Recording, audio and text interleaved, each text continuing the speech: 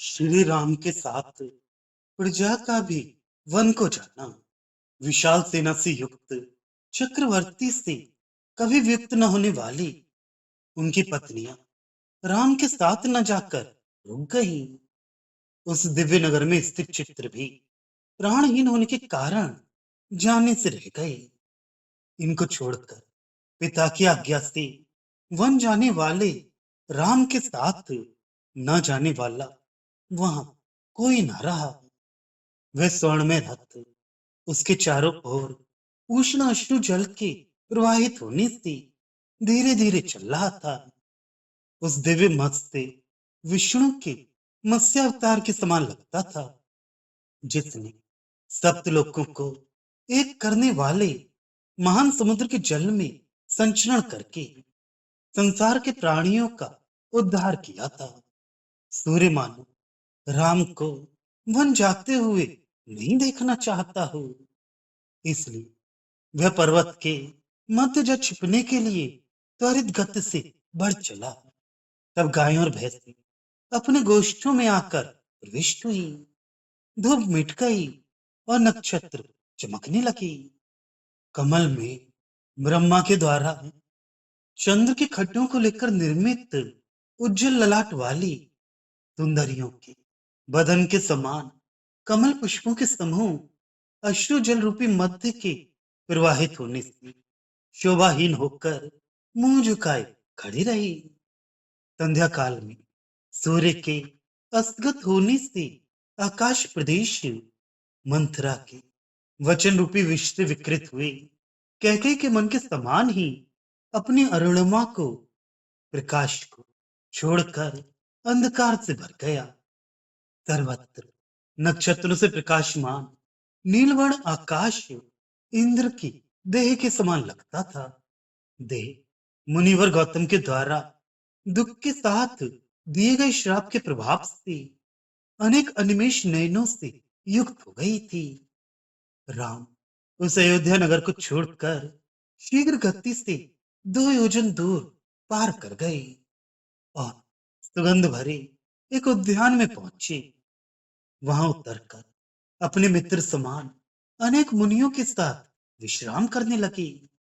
तब राम का विरह न सहकर उनके साथ आई हुई जनता 1 योजन पर्यंत प्रदेश को घेर कर पक्षियों से भरी उस उपवन के बाहर इस प्रकार फैली पड़ी रही कि तिल रखने के लिए भी वहां स्थान न रहा।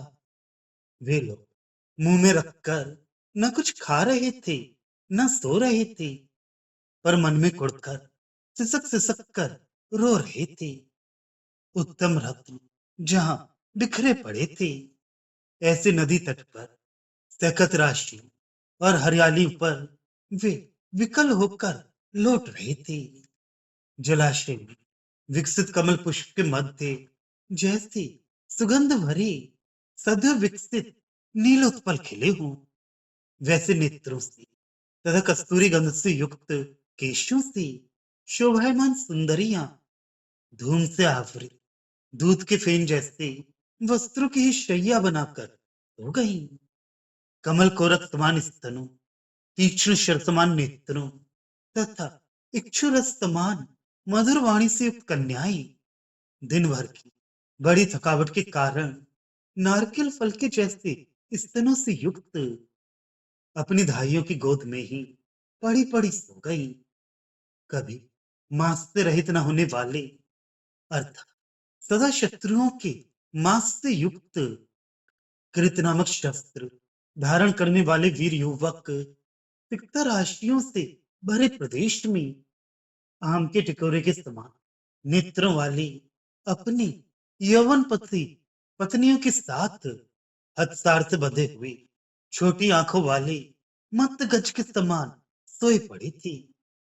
कुछ युवतियां जो सद्गुणों तथा पातिव्रत के तप से संपन्न थी और अपने पति के मुखों के दर्शन तथा उनकी करुणा से तृप्त रहती थी, अब अत्याधिक दुख के कारण जैसे नृत्यशील मयूर निष्प्राण हो पड़े हों, उसी प्रकार सो रही थी और उनके शिशु उनके स्तन चूचकों पर अपने करों को फेरते हुए दूध पान कर रही थी।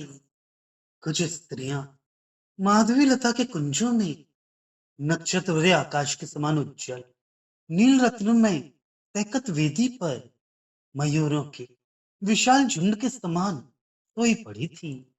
कुछ स्त्रियां क्रमुक वन के मध्य स्थित जलाशय के निकटस्थ तैकत प्रदेश पर हंसनियों की श्रेणी के समान पड़ी थी।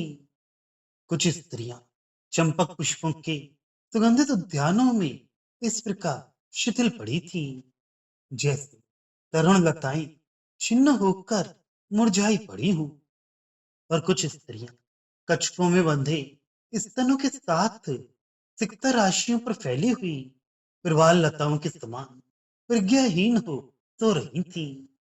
कुछ स्त्रियां इस प्रकार सो रही थी कि उनके पीन स्तनों पर धूल लग गई थी, जैसे कुमकुम पुष्पों से भरे पर्वत पर ओस छाई हो। कुछ स्त्रियां अपने हाथ का सिरहाना बनाकर यूं सो रही थी कि उनके बदन कांतिहीन होकर कुमलाकर मुखलित हुए कमल के समान लगती थी। कुछ पदगमन के श्रम से चूर होकर फैले हुए पत्थरों पर पड़ी सो रही थी। कुछ नीचे पड़े पत्तों की राशि पर बेसुध पड़ी सो रही थी। कुछ अपने वस्त्र का एक भाग मात्र पहनकर शेष भाग को बिछाकर उस पर सो रही थी। कुछ पल्लवों को बिछाकर उन पर शिथिल हो पड़ी थी।